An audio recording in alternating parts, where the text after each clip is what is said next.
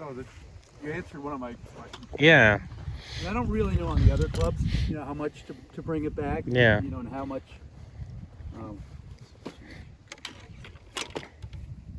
Yeah, I think. Let me show you. So swing up to the top and stop. Right. So let's say we had a heavier weight and we added it to this end, and it fell below horizontal. Right. Well, then your muscular system would have to lift this heavy weight up first, fighting gravity, right, to then throw it down. So if there is a point where it can be less productive is if the club head's dipping below parallel, because then you're using some force to lift it against gravity. It's a very tiny amount of force. And in some cases, the extra length that you get really works for a player. Yeah. But you could compare, a John Daly to, say a John Rahm, who's got the longest swing in Daly and the shortest in Rahm. Tony Finau is a good example. He went from a super long swing to a super short swing, and it was for consistency and accuracy. Because those guys can generate power because they're super strong. Exactly. And flexible. Yeah, he can do that from a shorter swing. So but for me to get the parallel, is big. Yeah, takes right. And I would say for you, it's more swing back and stop. This is where the breakdown is going to happen. If this separates, that's bad. If this kind of collapses in here and goes too low, that's bad. So if I said, Alec, I need you to turn this bench into firewood, where would you hold it? Yeah, I mean, that's kind of it. Right. It doesn't make any more sense to pull the axe further back over you. So let's try that. Let's just find that natural place. Everybody has a certain set of twitches, fast twitch muscles versus slow twitch, and sometimes if you have faster twitch muscle fibers, you can swing a little shorter and be more explosive. Yeah, good keeping your foot down there. What do you have there? Yeah, what, pitching wedge? Yeah, let's hit a few and let me watch and kind of see how you're doing. Kind of go through checklist and see how things are looking. Yeah. How's your body doing? Feeling okay? Yeah. Flexibility is okay? Within its limitations on a cold day. Yeah, we pick a cold day and, there you go. Good. That one I went further, but I didn't do it. Right, yeah. Yeah, I mean, right out of the gate, what we have to do is just clean up your big muscle movement a little bit, because that's where your consistency is a little off. You hit one thin, you hit one good, and it's all based on your shoulders and how well they're moving and actually how quickly they come out of position. Right. So let's do this exercise. We'll get you warmed up better. So take your club and crisscross it across your shoulders. Yep, a little higher, kind of hold it up, like hold it in your hand. So yeah, kind of put this hand, and then crisscross them. Perfect. All right, now look at your shadow. So let's turn like I am with the sun to my back. So flip yourself around. Now we're creating a mirror shadow, right? Now tilt forward into your setup first. Like don't turn yet, just kind of bend at the waist. All right, a little more. I'm gonna stretch you out a little bit. Now right here, I don't want a flat back. I want you rounding. So roll your head down, roll your shoulders down. Go like this for me. Like really stretch, all right? This is what's gonna stretch out your back, all right? Now, you just made it, stay right there. You just made it to that height. Yep. Now, I want you to swing or rotate your body while looking at this end of the shadow, and I'm gonna mark where your feet are. Okay, now do some shoulder rotations and keep your head under this one, all right? All right, so see how it wants to pop up at the end? Yep. Yeah, so really twist on. There you go. Do it slow. You don't have to do it fast. Like this? Yeah, exactly. You don't have to do it fast. You just have to do it at a pace that's manageable. And you're going to do this probably 700 times. Now my head's moving back and forth. Yeah, that's okay if it kind of goes back and forth. It just can't go up and down. Right, so do it slow. Now through these movements, something's something's tight. What's tight? Your back, your hips, back, right? So you just do it until it doesn't hurt anymore. That's why I said like 700 times. But you basically do your twisting and doing it easy. Now here's one thing that happens in your swing that we're going to work on. So do one practice swing like that. Do a crisscross again. Yep, and then go back in your backswing. Now come through in your follow through. Now stay right there. This is what I want to see, which is this shoulder actually lower and these ribs kind of crunching. Yep. Your tendency, stand up, Definitely. is to go this way. This shoulder pops up, goes up like that. Your eyes are looking at your ball flight horizontally. Yep. What I want you to feel as you do this exercise is that now you're looking at the world sideways, right? So do that follow through. Now look at me. So if I filmed you from here on every swing, this is what I want you to look like at the end of your swing. So now take your grip from that position. Do a nice easy swing. Yep, and then just hold your finish. There you go, stay there. Okay. Yeah, right? It's hard, right? And the way you're gonna stay there partially is you're gonna take that 10 pounds of bowling ball head and you're gonna hang it over here, right? Because that's one thing that actually helps us hold that posture is if we relax our neck. Because a lot of times, a lot of times the neck shortens and the head pulls up. And the second the head pulls up, the posture pulls up. So that's what I want you to feel like you're kind of going to sleep on your right shoulder as you come through. So do one more from this angle, a couple more swings. Yeah, much better, right? Good. Swing path good though, 'cause it feels kind of weird. No, it's okay. Yeah. So there's a secondary piece to this, right? So do your backswing and drop that shoulder. Okay, now I'm going to show you something that we need to change in your grip, kind of like we changed with Heidi's, but it's for a little different reason. So swing up, now stop right there. Now slow motion come through here. Now here's what happens. Because of your grip, and you can see it separating, because of your grip, right about here, this starts to do this. Right. This straightens, which shoves this shoulder up. Uh-huh. So this arm needs to stay bent and underneath. So this hand needs to come up underneath, elbow needs to come up underneath. So now, if we go back to that concept of rock skipping, right? Go like this for me, take your right hand, pretend you've got a rock in your hand. So just take it off the club, get down real low, and just skip it that way, right? There.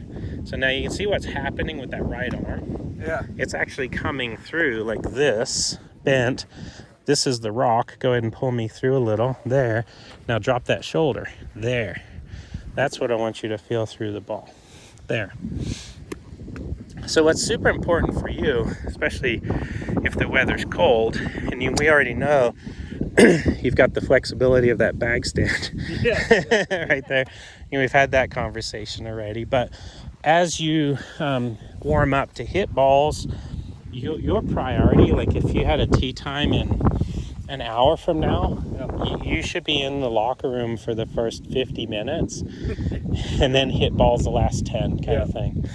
So let's work on that with the pitching wedge and just do that exaggerated, looking at the world sideways, right hand underneath. And don't swing fast because I want you to go to sleep on that right shoulder. Feel like that shoulder stays down.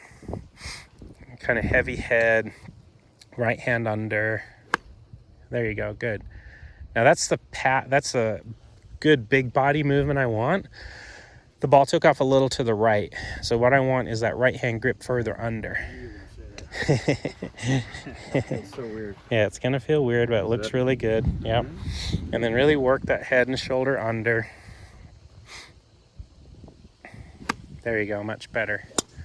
Right, because what you're gonna see in the beginning videos is you made pretty much the same type of movement, except your shoulders went from, here's your spine angle, went from here to up too quickly. So then you can see even on those last two shots, you got under the ball much nicer. The previous ones were a little thin because you lose your posture. Good news is you're keeping your right foot down, so that's really going to work well with what we're doing. Right hand under more, left hand over probably a little more, and then really work the shoulder under and look at the world sideways. Better, right? So now if we're hitting a little bit of ground, that's okay, because that means we're staying down better. So one of the things my second question was, yeah, I feel like chicken arm it a lot. Yeah. But what you're saying is, so that makes me want to get my arms straight. But you're saying don't do that. No. Yeah. Yeah. This can stay. Well, it's relative to what's going on. So when your arms go from the backswing where they were bent, and then they come flying out to straight, and then your body is adjusting back and forth. It's like, you know, an old school Cadillac with shock absorber springs, and you just cruise down the road and it bounces like this. Your arms are bouncing in and out because they're not really, the body wasn't consistent. Now the body's consistent. Now your right elbow can kind of come along your right rib cage and underneath more consistently. Right. Yeah. So it's going to be more a case of softening your back, rolling your head down, rolling shoulders, heavy head, right arm under, much better. There you go. Yeah, that's pretty much where you're aimed, along that line. Very weird. Yeah. You okay with that? Yeah. I mean, for now, especially with a pitching wedge, you don't really need much more finish than that. You know, you will have a much bigger follow through when we get to a driver, but that's because of momentum. It's going to pull you through. There you go. Good. Yeah, a little thin, right? So you didn't stay down quite long enough. Let's do a couple practice swings, really work the shoulders, throw that right hand under more. From this perspective on the video, I really like that. yeah, I like that a lot. And I should see this arm here, and this one should be under. Yeah, there you go. And then when you really lower your head and your shoulder underneath the ball, you'll have a good combination. There you go, nice. Pretty high and straight there. And we're starting to get more turf interaction with that wedge, which is good. Yeah, and I've always, no wonder why I never take it down. Yeah. Yep, that's good. Yep. There you go, good. Yeah, and one thing too that's kind of a subconscious thing for all of us when we're wearing glasses, sunglasses, even prescription glasses are probably worse than sunglasses. Where you look through the glasses, it changes your posture. Right. So do your setup, pull a ball over, and I'll show you what I'm talking about. Something to just be aware of, and it's good that we're going to capture it on video because it affects you and a lot of people. So if you look through basically the bottom part of your lens, your chin's going to come up. Yeah. And then when your chin comes up, it pulls your head up. So what a lot of people do is they have like a bifocal of some kind, and sometimes they're looking through the lower part of the lens, or even if it's just sunglasses, look through the lower part. It lifts their chin and it straightens their back. So for you, because we're working on rolling your spine and lowering your head, I want you to be looking at the ball through the top part of the sunglass, because then what it's going to do is it's going to flatten the top of your head this way instead of push it up. Right. Teaching tool. Teaching tool, yeah. Well, I have those. You guys can buy those at sabergolf.com. I actually have a cool product called the Saber Vision Golf Optics. So you put these little stickers on your sunglasses and you look through them, and it holds your head still, but it also puts your head in the right spot. Yeah. There you go. Body's looking much more relaxed. Right here, just go like this for me and just really sink your posture, like just like my arms are slouching. You should feel like your whole back is starting to relax. Yeah, there you go. That's better. Yep. Yeah, because what we're asking our arms to do is to be, spring-like and create a slingshot feeling. And if there's any tension, especially in the back muscles, they're not going to elongate properly. Yeah, so I had always been focused on keeping my arms loose, without necessarily thinking about those. Yeah. We want to extend this into the upper back even. Feel like you're kind of slouching, rolling your head down. That's much better. Yeah.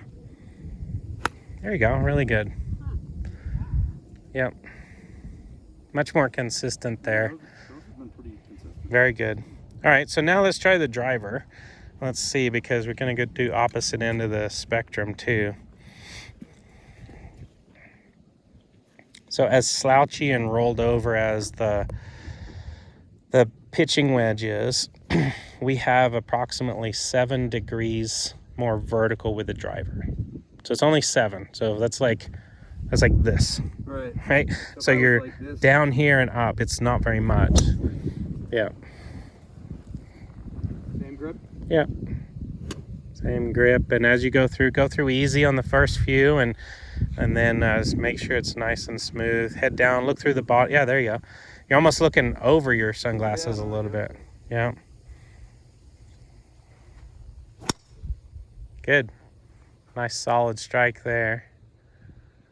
Yeah, and even with a little left to right breeze, that one held its line. Yeah. So it was probably trying to curve into the wind, and the wind just held it a little. I think I hit it. It was a little off the toe, yeah. Yeah.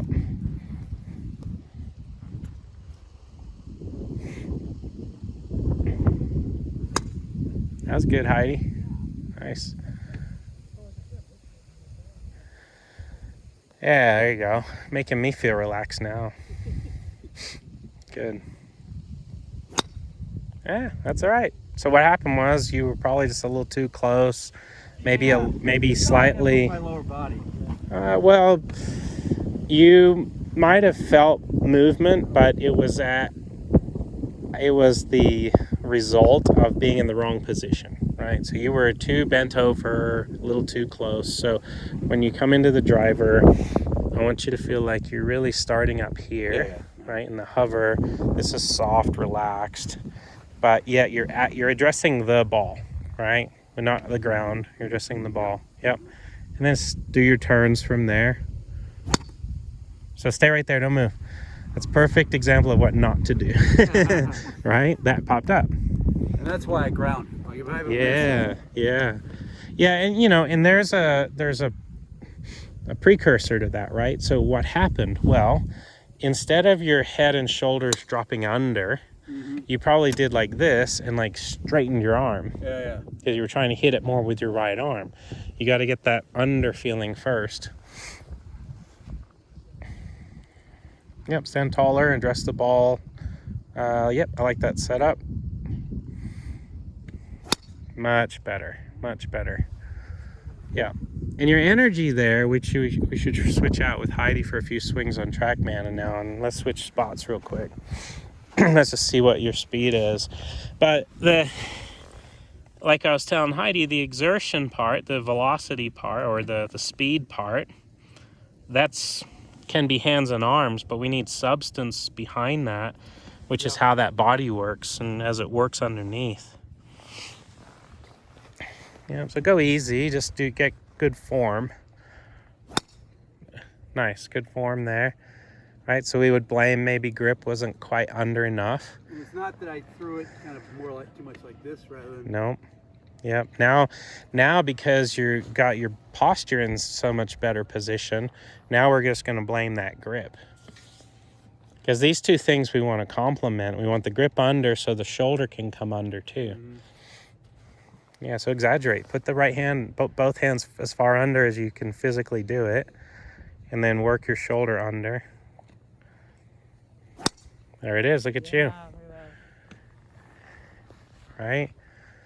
So that was excellent. You had a 88.9, so 89 miles an hour on your club head speed. Smash factor was 1.48, which is almost perfect smash, for a total of 237.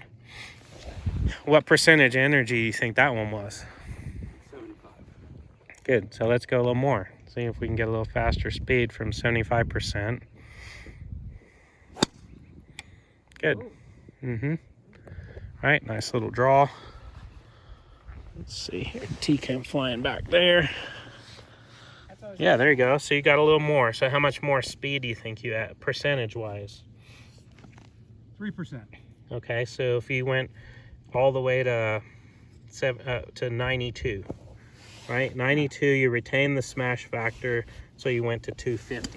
So your applied force actually made it through the ball, which is good. All right, so you can keep increasing your effort. Good, nice solid draw. Probably pretty close to similar smash, maybe not quite as good. Let's see. Yeah, a little less, right? So it was a 1.45, similar speed, and we lost a few yards just because we didn't hit it as solid. All right. So let's see. Let's set a goal for this winter. Let's hit a couple of hard ones. Let's see what kind of speed we can get, and then over the winter we can work to get faster. Oh, I like that. I had good speed. Let's see. Well, we got the same speed. 92. You did hit it better. It was a 1.49 smash. Spin rate numbers weren't quite as good, so it didn't go as far as it hit. I feel like I'm not taking it back as far as I could. Okay. Shoulder turns. Try it, yeah. Yeah, see, let's see. Yeah. Big turn. Drop the shoulder. Gonna work the hands.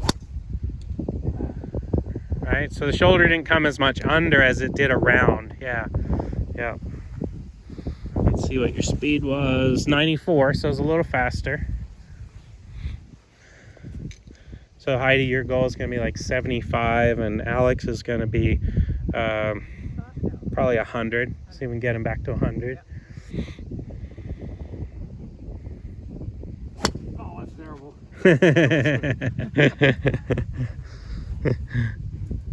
Yeah, that's where you lost the collision because of that the shoulder went a little flat, right?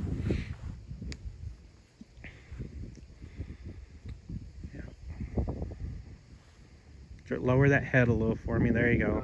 Yeah. Soft, big soft backswing, and then do that drop throw. Yeah, you dropped nicely. Probably dropped more than you wanted, but that was okay. All right, one more on the fast one.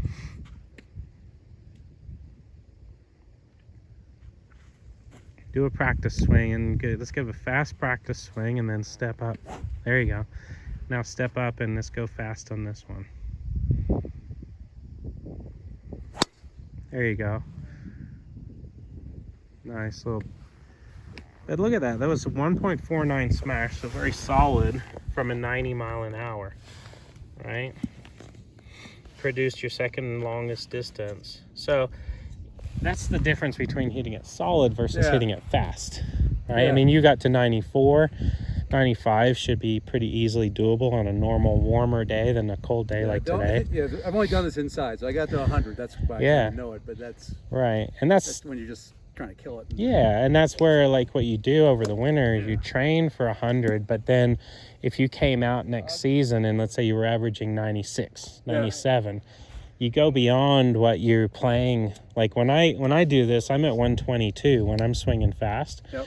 When I play to compete, I'm at around 115. Yeah, okay. Right?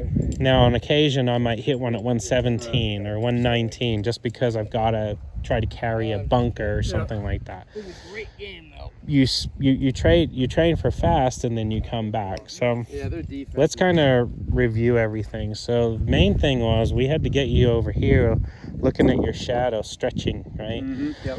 So a big priority anytime you go to swing a club is make sure that you're not hitting balls without really getting yourself loose. Lots of side bends, lots of twists, right? So as you're like do this exercise, put your hands above your head with the club in your hands, just hold it together. Yep. And then just there you go, just nice easy stretches, right? Mm-hmm. And your body will tell you how you're doing. Yeah. You know, it'll tell you. You're like, oh gosh, you know. But, you know, it's this type of rotation and movement that we want. And then because you were doing better through the lesson, you kind of got your body softer, you lowered your head, your body was relaxing. You were in much better position, better turf interaction with the wedge, you know, better movement through the ball. This also solves that little over the top, you know, slice, because when your body's in the right place, you come from the right plane, the right swing plane. When it's tight, you throw the club out and you come over the top. And then the grip. You know, we got to get that grip twisted to match what we're doing with the body. And if that right hand is under here, this elbow and that rock skipping position is going to be better. When it's in the right spot, a lot of good things happen. When that grip's in the wrong place, it's the right arm straightens, you fling it out, the right shoulder gets high, you're less consistent. So the throw though looked okay. Throw looked really good. But as you're learning, like as you work that Saber and listening in on what I was telling Heidi, that's where the refinement of the throw happens, right? So you go from I set and I snap, I set and I snap. Well, now if you visualize yourself with a driver in your hand, you're going to set wider and deeper and snap earlier and more like skipping a rock. Yep. When you have a pitching wedge in your hand, you're going to raise it up a little higher, and it's more like throwing the rock down into the riverbank, down at your foot, rather than actually skipping it along, right? So the longer the club, driver, 3-woods, hybrids, you're rock skipping. Yep. Yeah. With wedges, sand wedges, 9-irons, you're more like rock splashing or rock bouncing off the lakeside, right? Cool. What else do you want to add to the video? Anything? No, we're gonna work on it this winter. And, Yeah. What's the place you go inside again? 5 iron. Yeah. Get some work and take this video and work on, maybe do some yoga or something like that and challenge yourself, something. All right, good work. Thank you very much. Thank you so much, Craig.